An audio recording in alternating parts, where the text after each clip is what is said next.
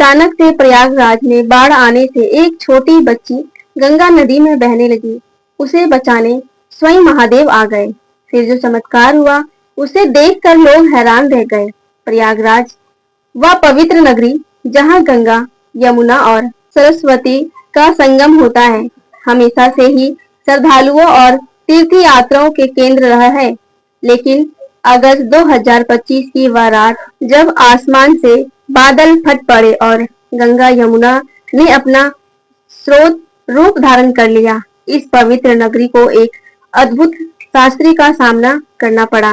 यह घटना उस रात की है जब प्रकृति के प्रकोप ने शहर को हिलाकर रख दिया, लेकिन एक चमत्कार ने सभी को आश्चर्य में डुबो दिया। सावन का महीना था।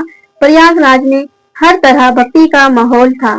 संगम के किनारे भक्त भोलेनाथ की पूजा में लीन थे और मंदिरों में घंटियां बज रही थी। लेकिन मौसम ने अचानक पलटी मारी। पिछले कई दिनों से हो रही मूसलाधार बारिश ने गंगा और यमुना का जल स्तर खतरे के निशान के ऊपर पहुंचा दिया। प्रशासन ने चेतावनी जारी की थी, लेकिन किसी को नहीं पता था कि यह बारिश ऐसी तबाही लाएगी जो इतिहास में दर्ज हो जाएगी। तो भक्तों, शुरू करते हैं इस भव्य रूपी घटना को। अगर आप भी महादेव के सच्चे भक्त हैं तो इस वीडियो को लाइक करके चैनल को सब्सक्राइब जरूर से कर लीजिए। कंजा का गांव जो यमुना के किनारे बसा था, सबसे पहले बाढ़ की चपेट में आया। गांव के लोग रात के अंधेरे में सो रहे थे जब अचानक पानी उनके घरों में घुसने लगा। संगीता एक साधारण गृहिणी अपने 3 बच्चों के साथ अपने कच्चे मकान में थी। उसका पति रामू मजदूरी के लिए शहर गया हुआ था। रात के करीब 12 बज रहे थे। पानी उनके घर की चौखट तक पहुंच गया। संगीता ने अपने बच्चों को जगाया। उसकी सबसे छोटी बेटी 6 साल की राधिका डर से कांप रही थी। संगीता का दिल धक धक कर रहा था। उसने राधिका को गोद में उठाया और अपने 2 अन्य बच्चों 10 साल के राहुल और 8 साल की प्रिया को साथ लेकर घर से बाहर निकलने की कोशिश की, लेकिन बाहर का नजारा और भी भयावह था।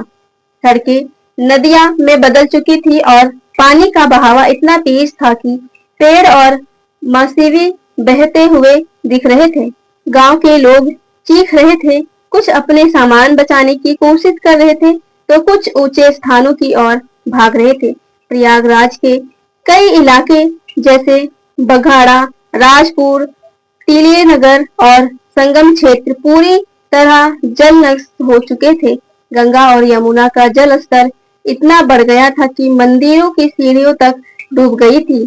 लेटे हुए हनुमान जी का प्रतिष्ठित मंदिर जो संगम के किनारे था, पानी में डूब चुका था। घाटों पर पानी दुकानों, आश्रम और झोपड़ियों पानी के साथ बह गई थी।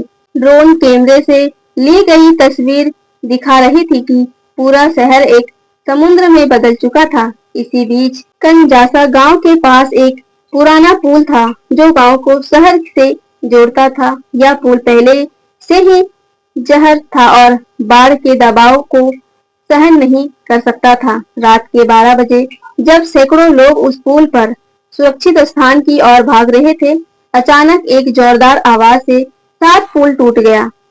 पानी में गिरने लगे। लोग चीख पुकार मच गई। कुछ लोग पानी के तेज बहाव में बह रहे थे, जबकि कुछ ने पेड़ों और मलबे को पकड़कर अपनी जान बचाने की कोशिश की। संगीता और उसके बच्चे भी उस भीड़ का हिस्सा थे। संगीता ने राधिका को कंधे पर बिठाया और राहुल व प्रियंका का हाथ पकड़कर पुल की ओर भागी, लेकिन जैसे ही वह पुल के बीच में पहुंची, जमीन हिलने लगी। इससे पहले कि वह कुछ समझ पाती, पुल का एक हिस्सा धराई से हो गई। संगीता और उसके बच्चे पानी में गिर गए। राधिका जो अपनी माँ के कंधे पर थी, पानी के तेज बहाव में बहने लगी। संगीता चीखी, राधिका मेरी बेटी, लेकिन अंधेरे और पानी के शोर में उसकी आवाज दब गई। राहुल और प्रिया किसी तरह एक टूटे हुए पेड़ को पकड़ कर किनारे की ओर बढ़े, लेकिन राधिका का कहीं पता नहीं चल रहा था। उसी रात गांव के एक बुजुर्ग पंडित रामनाथ, जो पास के शिव मंदिर में पुजारी थे, बाढ़ में फंसे लोगों की मदद कर रहे थे। वह अपनी छोटी सी नाव लेकर लोगों की सुरक्षित स्थानों पर पहुंचा रहे थे। रामनाथ को गांव वाले बाबा कहकर बुलाते थे, क्योंकि उनकी भक्ति और साहस की कहानी पूरी गांव में मशहूर थी। रामनाथ ने अपनी नाव में कई लोग को बचाया, लेकिन जब उन्होंने राधिका को पानी में बहते देखा, उनका दिल दहल गया। वह छोटी सी बच्ची पानी में तैर रही थी, लेकिन उसका चेहरा डर से सफेद पड़ चुका था। रामनाथ ने अपनी नाव तेजी से उसकी ओर बढ़ाई, लेकिन पानी का बहाव इतना तेज था कि नाव पलटने की कगार पर थी। तभी कुछ ऐसा हुआ जिसे देखकर रामनाथ के होश उड़ गए।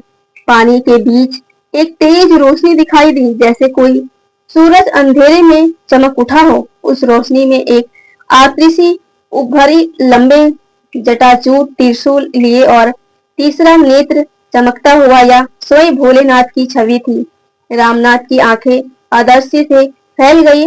उन्होंने देखा कि वह आकृति धीरे धीरे राधिका की ओर बढ़ी। पानी का बहाव अचानक शांत हो गया, जैसे प्रकृति ने स्वयं महादेव के सामने घुटने टेक दिया हो। महादेव की वह आकृति राधिका के पास पहुंची और उसे अपनी गोद में उठा लिया।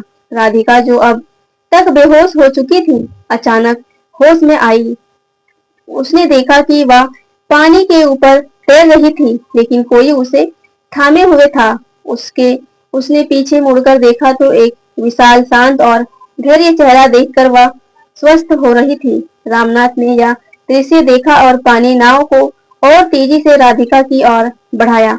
जैसे ही वह पास पहुंचे, महादेव की आकृति धीरे धीरे गायब हो गई और राधिका एक टूटे हुए पेड़ के तने पर सुरक्षित बैठी मिली। रामनाथ ने उसे अपनी नाव के में लिया और किनारे की ओर ले गया।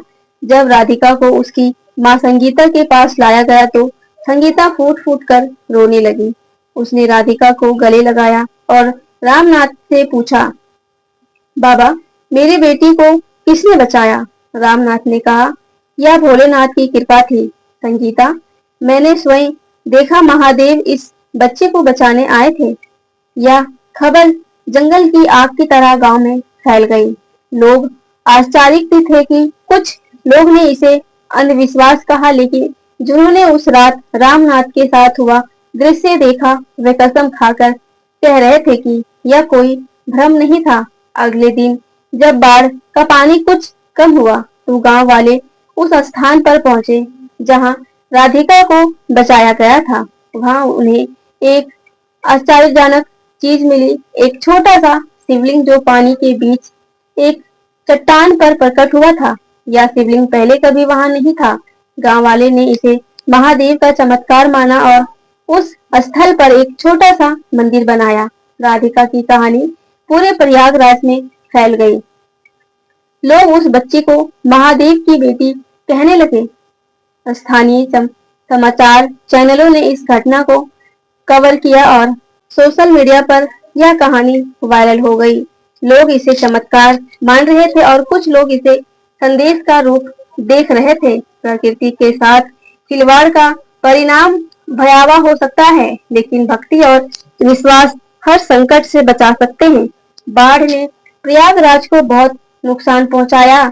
हजारों लोग बेघर हो गए और कई गांव पूरी तरह तबाह हो गया। लेकिन राधिका की कहानी ने लोगों में एक नई उम्मीद जगाई। प्रशासन ने राहत कार्य शुरू किया और एनडीआरएफ की टीमें दिन रात लोगों को बचाने में जुटी रही। संगीता और उनके बच्चे और एक रात शिवलिंग में शरण ले चुके थे, लेकिन राधिका की कहानी ने उन्हें हिम्मत दी। राधिका, जो अब पूरी तरह स्थानीय थी, अक्सर ये उस रात को याद करती व कहती, मम्मी, उस रात मुझे लगा कि कोई बहुत बड़ा और अच्छा इंसान मुझे बचा रहा था। उसके चेहरे पर बहुत शांति थी। संगीता मुस्कुराकर कहती, वह इंसान नहीं, स्वयं भोलेनाथ थे बेटी। यह कहानी सिर्फ एक बाढ़ की त्रासदी की नहीं, बल्कि विश्वास, साहस और चमत्कार की है। प्रयागराज की इस घटना ने लोगों को यह सिखाया कि जब सारी उम्मीदें खत्म हो जाती है, तब भी कोई ना कोई शक्ति हमारी रक्षा के लिए आती है। राधिका की कहानी आज भी कंजासा गांव में कही जाती है और वह छोटा सा शिवलिंग जो पानी के बीच प्रकट हुआ था अब एक तीर्थ स्थल बन चुका है।